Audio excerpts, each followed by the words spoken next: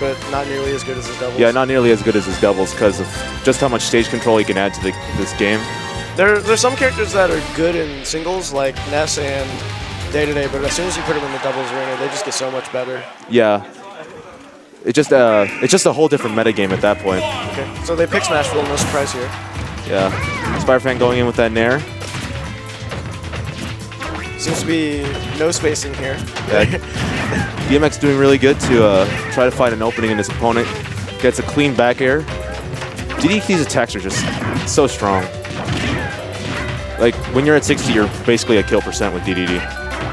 That was interesting that Spider-Fan would immediately go for the sit right there. He was really high up. I'm really surprised that DMX didn't block that. It'll be interesting to see how often Spider-Fan will go for that. Yeah. See, he goes for it again. He shouldn't be connecting with those every time. Yeah. Hopefully DMX can adjust as a match. Yeah, DMX, I mean, he is definitely an experienced enough player to be able to adapt to things like that. Yeah, he's definitely better to be able to adapt to things like that. Okay. It seems to be really evenly matched right now, especially since both of these characters are very heavy. Yeah, and great DI by Spider-Fan, living that up air.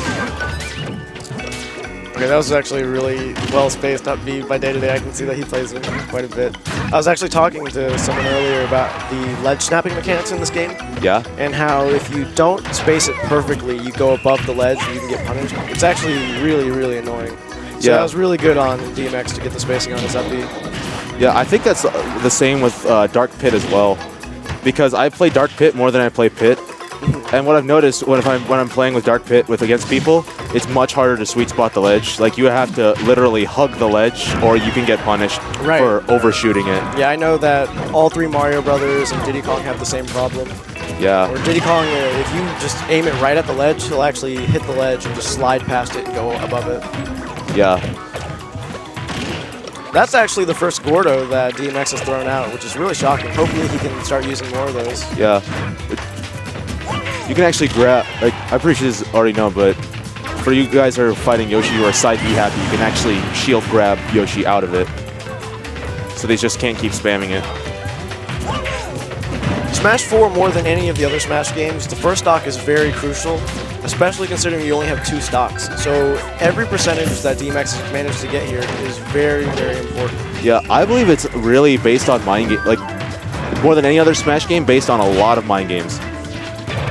Well, because, like, since there's not a lot of tech in the game, how well, like, someone who reads better than someone else could just have a huge advantage over the other player. You can see that already DMX is taking a huge advantage. He's converting all of his advantages right now.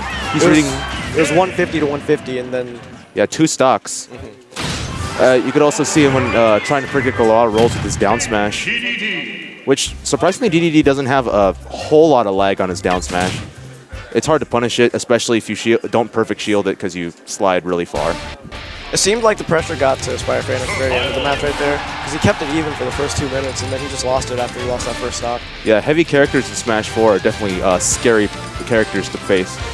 Basically, how I like to explain how to play heavy characters is make them fear your strength. Like, never make them feel comfortable, because if you're playing with Ganondorf, you always want to make them feel that, hey, I may be at like 130%, but I can kill you with 1 back air. Right. Yeah, so you always want to make them careful. This is actually a really interesting matchup in the sense that the first stock, again, is really important because neither of these two have just a go-to kill option. Yeah. So, I mean, it's not... Yoshi has a lot of kill power, but the moves to land them don't string into anything. Yeah. So he has to get like a raw up smash or an F smash, which is really hard to do when Dedede can just sit there and throw Gordos. Yeah. Yeah, there's also like down smash, up air if you're high across the stage at a high enough percentage.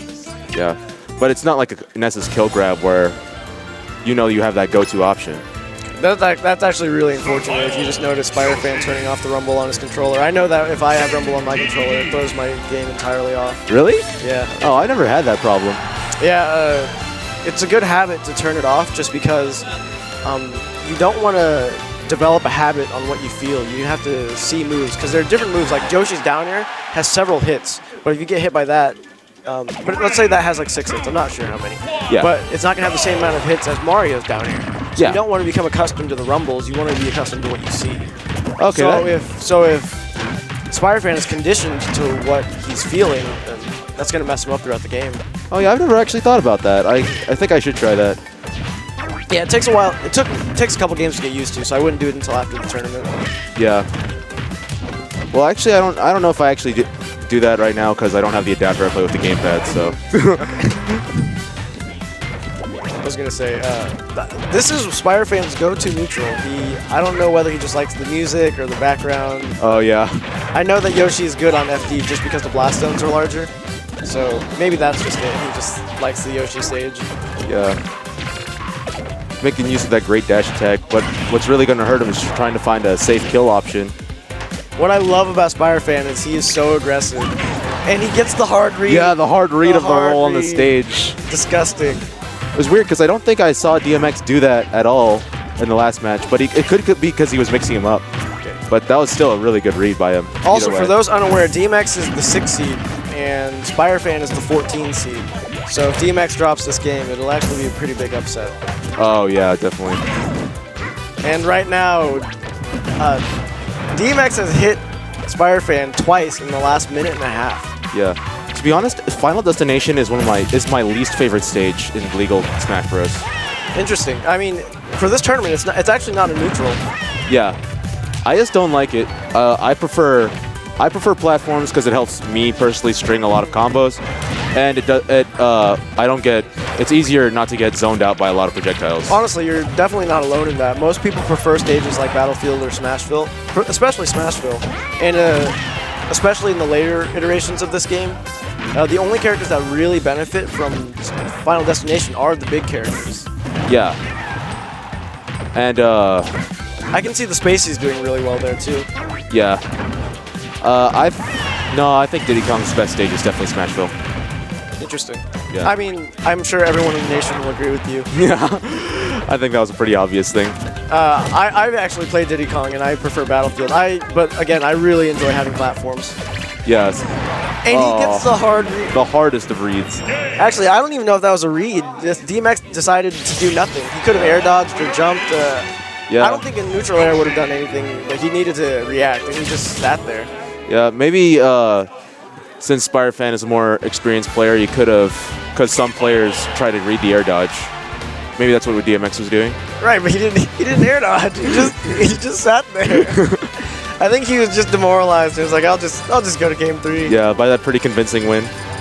What's interesting here is I don't think there's a stage that benefits either of these two characters in this matchup. No matter where because normally you want to go to a stage with a huge blast zone. Like Congo Jungle would be really good. But again, if Spire-Fan gets that early kill, then he's going to be really behind on Congo Jungle. Yeah, it's going to be hard to bring it back.